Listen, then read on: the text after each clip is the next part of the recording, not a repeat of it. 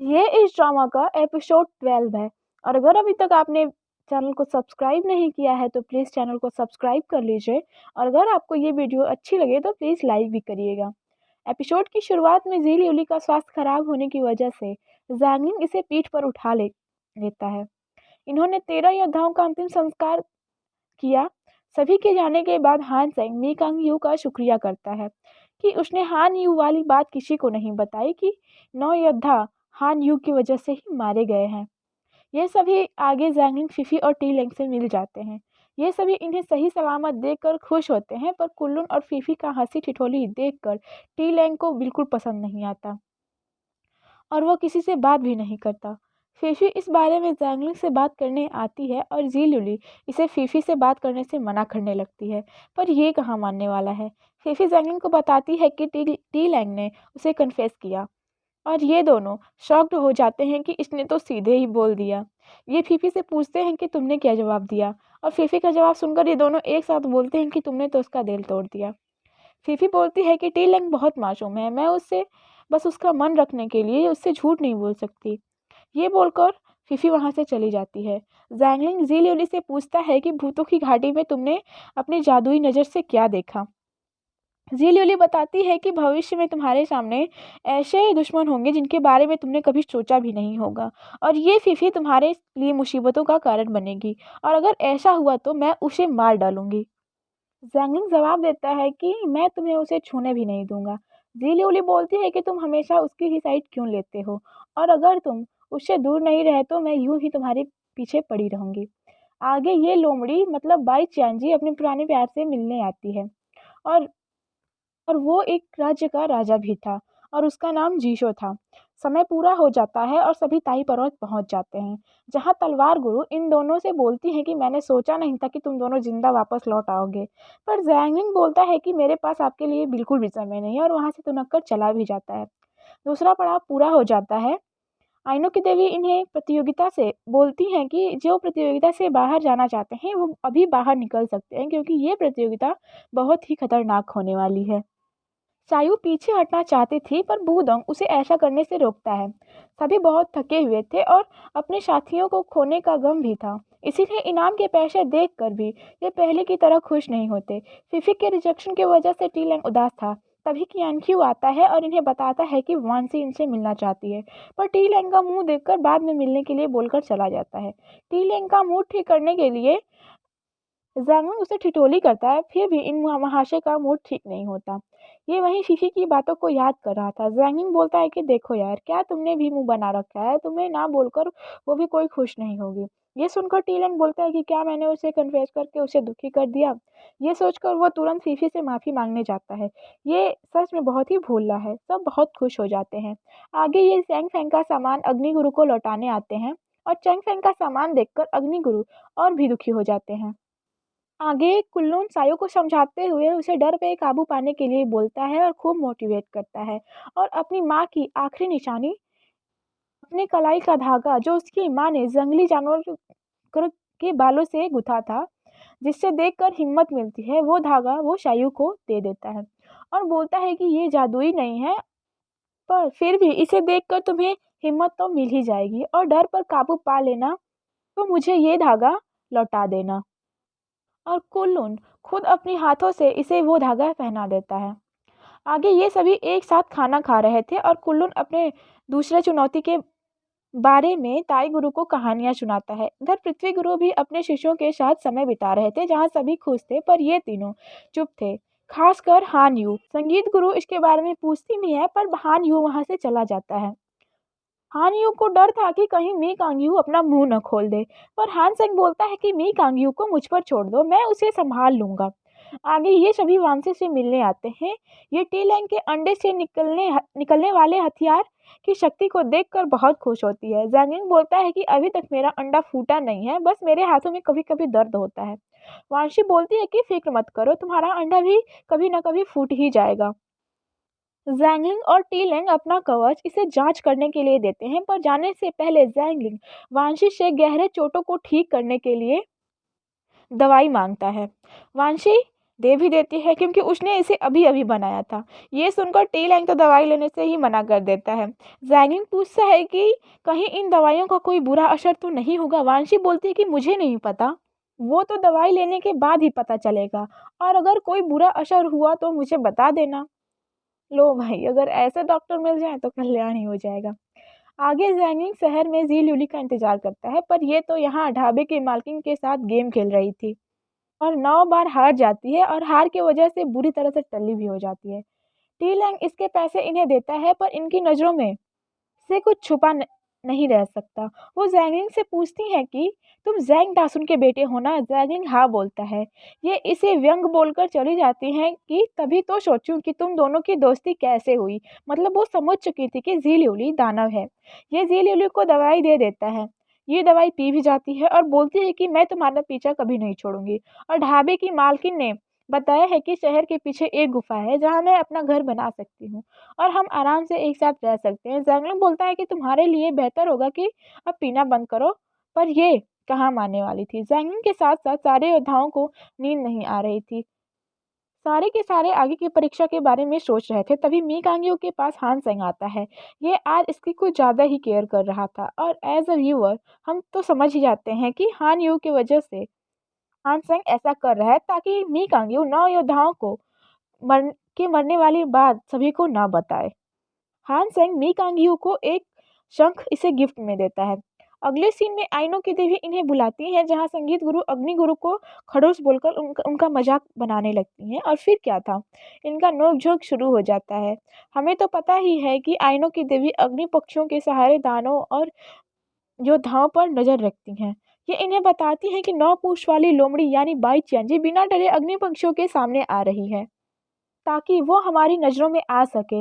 ये अपने अग्नि पक्षी के सहारे इन्हें भी उस लोमड़ी को दिखाती है। ये लोमड़ी मतलब बाई चियांजी अग्नि पक्षी को देखते हुए बोलती है कि मुझे पता है कि तुम पांचों मुझे देख रहे हो, और बोलती है कि अगर तुम मुझे अगली बार ढूंढ पाए तो मैं तुम्हें दैविक कवच का अगला पहला टुकड़ा दूंगी। और ये बोलकर ये अग्नि पक्षी को मार देती है। पांचों गुरु बोलते हैं कि ये लोमड़ी तो कभी मर ही नहीं सकती, और अगर हम पांचों मिलकर भी इससे लड़ो तो उसका मुकाबला नहीं कर पाएंगे, तो हमारे शिष्य कैसे उनसे लड़ पाएंगे। आईने की देवी जवाब देती हैं कि यही उनकी किस्मत है, और बोलती हैं कि वो लोमड़ी इस वक्त आइनों की नज़र से ओझल हो चुकी है। जब वो हमें फिर से दिखेगी तब प्रतियोगिता शुरू हो जाएगी। पांचों पर्वत गुरु योद्धाओं को बता देते हैं कि उनका लक्ष्य अब निर्धारित हो चुका है और वो है दिव्य कवच के पांचों टुकड़ों को पाना। और जैसे ही आइनों की देवी को पता चल जाएगा कि कवच का पहला टुकड़ा कहाँ है, उसी पल तुम्हारी परीक्षा शुरू हो जाएगी। और इस बार तुम्हारा सीधा मुकाबला 9 पूंछ वाली लोमड़ी से है, मतलब बाई चांदी से। और उस लोमड़ी को दुनिया में कोई नहीं मार सकता, और इसलिए तीसरे चरण के लिए हम सारे गुरु तुम सबको तैयार करेंगे ताकि कम से कम तुम उस लोमड़ी का मुकाबला तो कर पाओ। और इसलिए तुम सभी को 5 दलों में विभाजित किया जाएगा। सारे गुरु अपने अपने शिष्यों को अपने अपने दल में शामिल करते हैं। जैनिंग बोलता है कि टीलैंग मेरी बाईं आंख फड़फड़ा रही है, लगता है कुछ गलत होने वाला है। टीलैंग बोलता है कि डरो नहीं, वो तो हमसे नफरत करती हैं, पर होता वही है जिनका इन्हें डर था।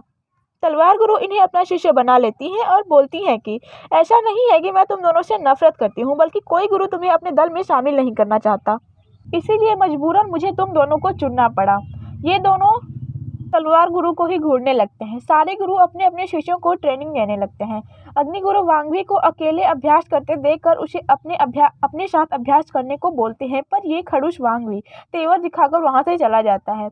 आगे दोनों भी तलवार गुरु के पास आते हैं और अभ्यास शुरू करने के लिए बोलते हैं, पर तलवार गुरु इन्हें बोल देती हैं कि तुम जैसे बुद्धुओं को मैं कुछ नहीं सिखाना चाहती, और वैसे भी तुम मेरे शिष्य बनने के लायक नहीं हो। ये सुनकर ये दोनों इन्हें तेवर दिखाने लगते हैं। इनका तेवर देखकर तलवार गुरु इन्हें रंग बिरंगी गेंदें देती है और बोलती है कि मैं बचपन में इन गेंदों से खेलती थी और अब तुम्हारी बारी है। पर एक भी घंटे ये तलवार गुरु के जादुई गेंदों के सामने नहीं टिक पाते और इनका चेहरा रंगीन हो जाता है। शाम हो जाती है और सभी खाने के लिए इकट्ठा हो जाते हैं और सभी एक दूसरे से बातें करते हैं कि आज उन्होंने क्या सीखा।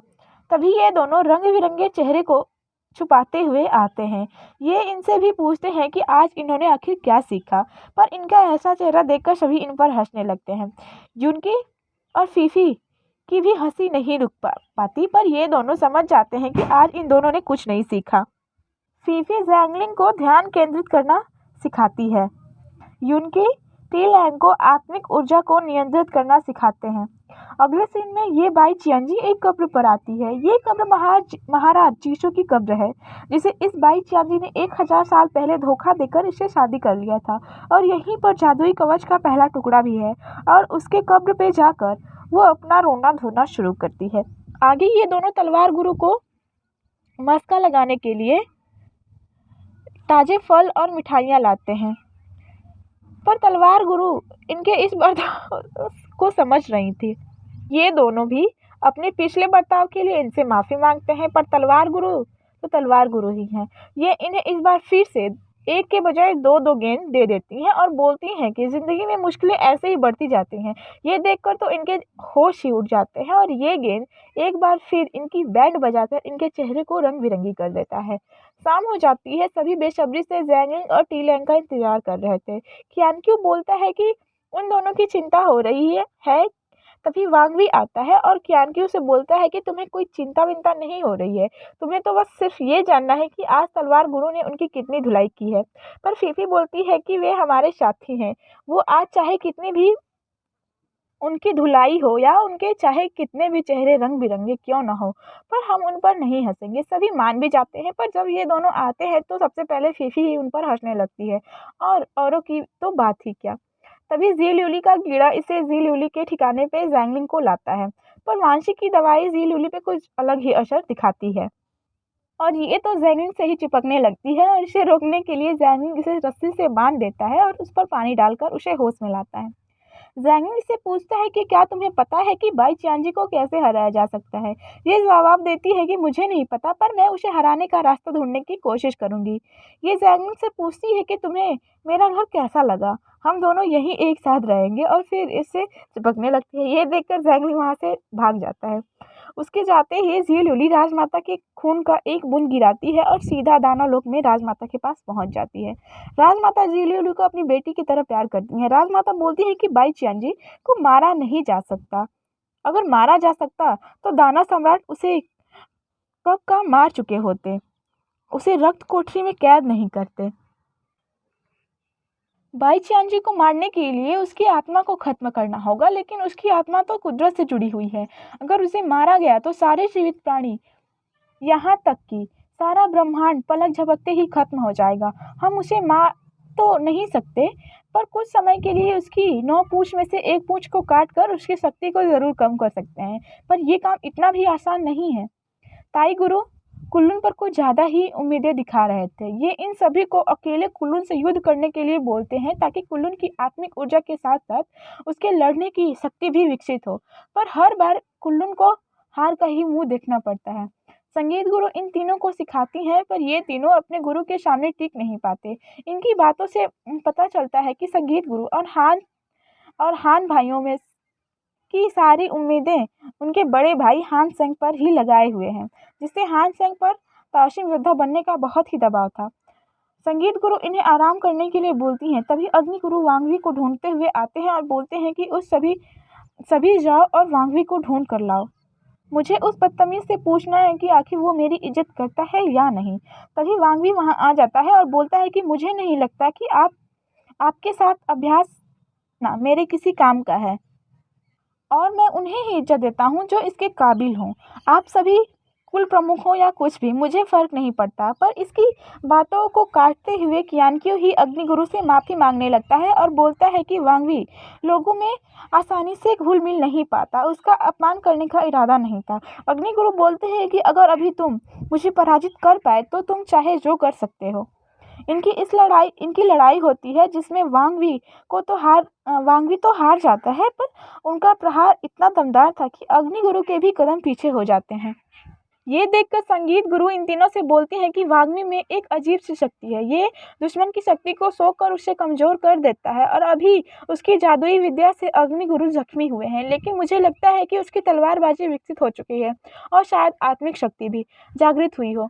हान यू बोलता है कि हम तो समझते थे कि दो ही योद्धा ताउसिम योद्धा बनने के काबिल हैं, पहला कुलोन और दूसरा हमारे भाई हान सेंग।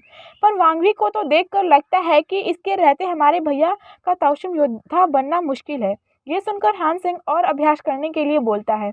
इन सभी का ये अभ्यास बहुत कठिन था, जिससे ये सभी परेशान हो जाते हैं और तलवार गुरु तो इन्हें आंखों पे पट्टी बांधकर रंग बिरंगी गेंदों के साथ अभ्यास करने के लिए बोलती हैं। अभ्यास खत्म हो जाता है, पर युनकी ताई गुरु की एक खास तकनीक इंग और यांग का अभ्यास कर रहा था। जब जैंगली इनके बारे में युनकी से पूछता है तो ये बताता है कि मैं तुम्हें सिखा तो नहीं सकता क्योंकि ये वर्जित है, पर मैं तुम्हें इस समझा जरूर सकता हूँ।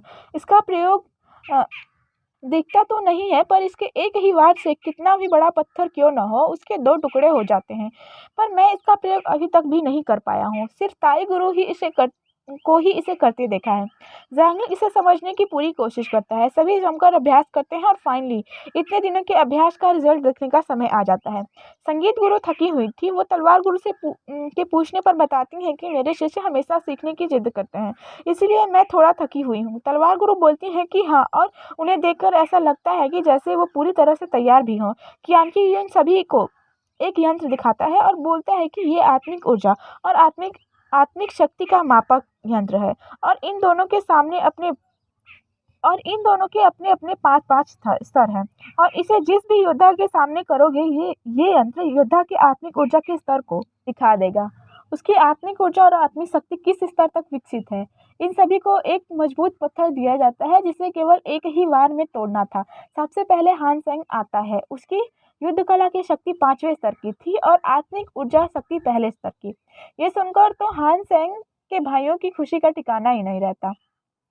दूसरे नंबर पे कुलोन आता है। उसकी युद्ध कला की क्षमता पहले स्तर की थी और आत्मिक शक्ति तीसरे स्तर की। और ताई गुरु को इन पर बहुत ही गर्व महसूस होता है। तीसरे नंबर पे आता है वांगवी और उसके युद्ध कला का तो कोई माप ही नहीं था। और इन सभी के होश तो तब उड़ जाते हैं जब इसकी आत्मिक शक्ति कुल्लून के बराबर तीसरे स्तर की थी। सभी की शक्ति निरीक्षण हो जाती है और आखिर में बचते हैं जैंगलिंग और टीलैंग।